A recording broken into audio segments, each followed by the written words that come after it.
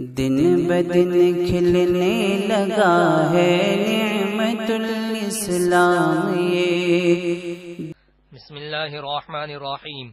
صرف 5 منٹ کا مدرسہ قرآن و حدیث کی روشنی میں 101واں دن 11 ربیع الثانی۔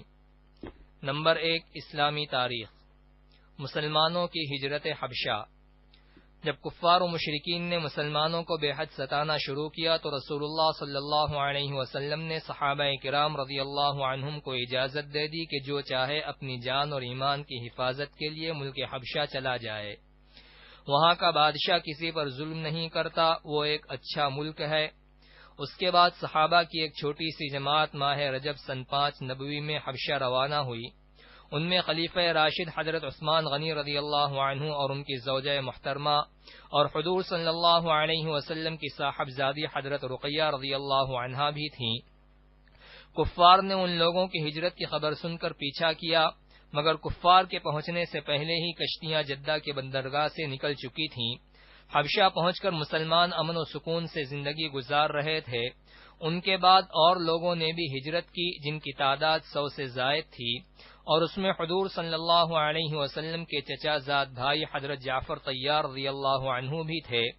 ان حضرات نے جو ہجرت کی تھی وہ صرف اپنے جسم و جان ہی کی حفاظت کے لیے نہیں، بلکہ اصلاً اپنے دین و ایمان بچانے اور اطمینان کے ساتھ اللہ کی عبادت کرنے کے لیے ہجرت کی تھی۔ نمبر 2، اللہ کی قدرت۔ آتش فشاں۔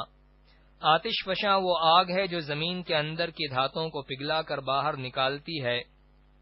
جب وہ باہر نکلتی ہے تو بے پناہ جانی مالی نقصان ہوتا ہے۔ یہی نہیں بلکہ چکنا اور چٹیل میدان بنا دیتا ہے۔ دنیا کے ترقی یافتہ لوگ آج تک اس کی روک تھام کے لیے نہ کوئی مشین، نہ کوئی انتظام اور نہ کوئی خاص معلومات حاصل کر سکے کہ کب نکلے گا، کتنا نکلے گا، کہاں سے نکلے گا اور کب تک نکلے گا۔ یہ کون ہے جو زمین سے آگ کا گولا نکالتا ہے؟ یقیناً وہ اللہ ہی کی ذات ہے۔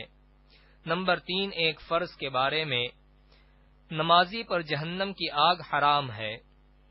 جو شخص 5 نمازوں کی اس طرح پابندی کرے کہ وضو اور وقت کا اہتمام کرے، رکوع اور سجدہ اچھی طرح کرے اور اس طرح نماز پڑھنے کو اپنے ذمے اللہ تعالی کا حق سمجھے تو اس آدمی کو جہنم کی آگ پر حرام کر دیا جائے گا۔ نمبر 4، ایک سنت کے بارے میں۔ عطر لگانا۔ حضرت عائشہ رضی اللہ عنہا سے معلوم کیا گیا کہ رسول اللہ صلی اللہ علیہ وسلم عطر لگایا کرتے تھے۔ انہوں نے فرمایا، ہاں، مشک وغیرہ کی عمدہ خوشبو لگایا کرتے تھے۔ نمبر 5، ایک اہم عمل کی فضیلت۔ سنت پر عمل کرنا۔ رسول اللہ صلی اللہ علیہ وسلم نے فرمایا، جو میری امت میں بگاڑ کے وقت میری سنت کو مضبوطی سے تھامے رہے گا اس کے لیے ایک شہید کا ثواب ہے۔ نمبر 6، ایک گناہ کے بارے میں۔ کسی کے والدین کو برا بھلا کہنا۔ کبیرہ گناہوں میں سب سے بڑا گناہ یہ ہے کہ آدمی اپنے والدین پر لعنت کرے۔ پوچھا گیا، اے اللہ کے رسول، آدمی اپنے والدین پر کیسے لعنت کرے گا؟ ارشاد فرمایا، وہ دوسرے آدمی کے والدین کو برا بھلا کہے، پھر وہ آدمی اس کے والدین کو برا بھلا کہے۔ نمبر 7، دنیا کے بارے میں۔ دنیا میں لگے رہنے کا انجام۔ رسول اللہ صلی اللہ علیہ وسلم نے فرمایا، جو شخص دنیا کی زیب و زینت کو دیکھ کر اور اپنے انجام کو سوچے بغیر دنیا میں گھستا ہے تو وہ اپنے آپ کو جہنم میں ڈالتا ہے۔ نمبر 8، آخرت کے بارے میں۔ اہل جنت کا حال۔